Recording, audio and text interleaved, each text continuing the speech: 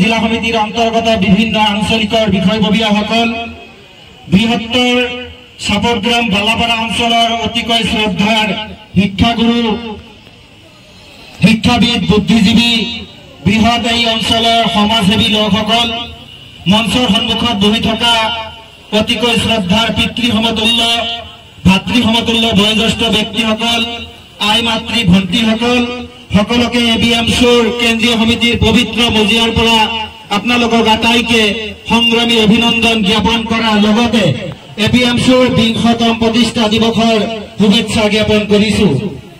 লগতে এই প্ৰতিষ্ঠা দিৱসৰ শুভক্ষণত যিসকল সংগ্ৰামী বীৰৰ জাতীয় দৰদৰ ফলত এবিএমচিৰ এই শুভ্ৰ সেউজীয়া ৰঙৰ পতাকাখন বিজেডিৰ আকাশত উৰিব পাৰিছে, সেই মহান প্ৰতিষ্ঠাপকসকলৰ প্ৰতি শ্ৰদ্ধা জ্ঞাপন কৰিছো। তেখেতসকলৰ সুস্বাস্থ্য আৰু দীৰ্ঘায়ু কামনা কৰিছো।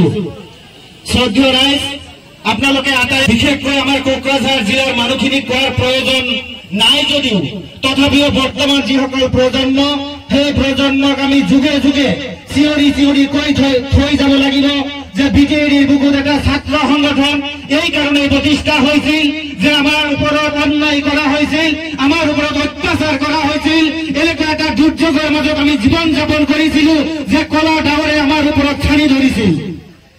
এনেকুৱা এক পৰিৱেশৰ মাজত এবিএমচি প্ৰতিষ্ঠা হ'ব লগা হৈছিল।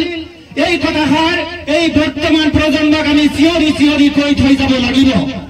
সেই দিনটো আছিল ২০০৫ চনৰ ১০ এপ্ৰিল। সেই দিনাখনে বিজেডিৰ বুকুত এই অৰাজনৈতিক ছাত্ৰ সংগঠন, যাৰ নাম সদৌ বিটিচি সংখ্যালঘু ছাত্ৰ সন্থা এবিএমচি নামৰ ছাত্ৰ সংগঠনটি প্ৰতিষ্ঠা হৈছিল। আৰু এই প্ৰতিষ্ঠা হোৱাৰ কাৰণ হল দুটা। এটা হৈছে আমাৰ ওপৰত হোৱা অন্যায় আৰু অত্যাচাৰ, আৰু এটা হৈছে এফালে হৈছে বড়োদস্যুসকলৰ আমাৰ ওপৰত কৰা অন্যায়। এনেকুৱা দিনৰ মাজত এবিএমচি প্ৰতিষ্ঠা হৈছিল যিটো সময়ত আমাৰ সংবিধান প্ৰদত্ত অধিকাৰসমূহ, আমাৰ মৌলিক অধিকাৰসমূহ আমাৰ পৰা কাঢ়ি লোৱা হৈছিল।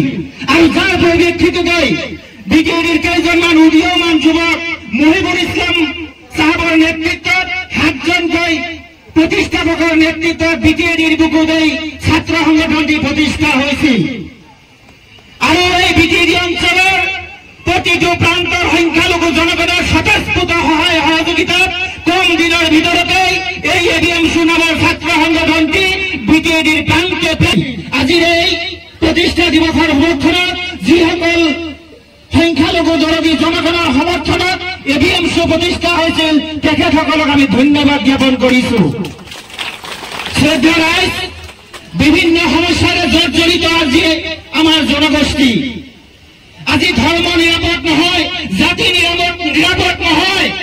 আজি আপোনালোকৰ মাজত আমাৰ মুখ্য অতিথি সনমধন্য এবিএমচিৰ সভাপতি, যাৰ উদাত্ত ভাষণ হোৱাৰ কাৰণে জনগণ ভাত চাই থাকে, আজি আপোনালোকৰ মাজত আহিছে।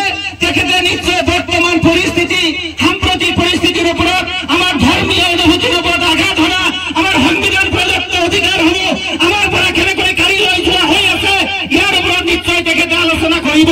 আৰু আগন্তুক আমি কি কৰিম এই বিষয়ে বিতৰভাৱে আপোনালোকৰ সৈতে আলোচনা কৰিব। এইখিনিকে কৈ মই ভাষণত যদি কিবা ভুল ভ্ৰান্তি হৈছে মাৰ্জনা বিচাৰি মই ভাষণ ইয়াতে সমাপ্ত কৰিছো। ধন্যবাদ। খুদা হাফিজ। এবিএমচি জিন্দাবাদ।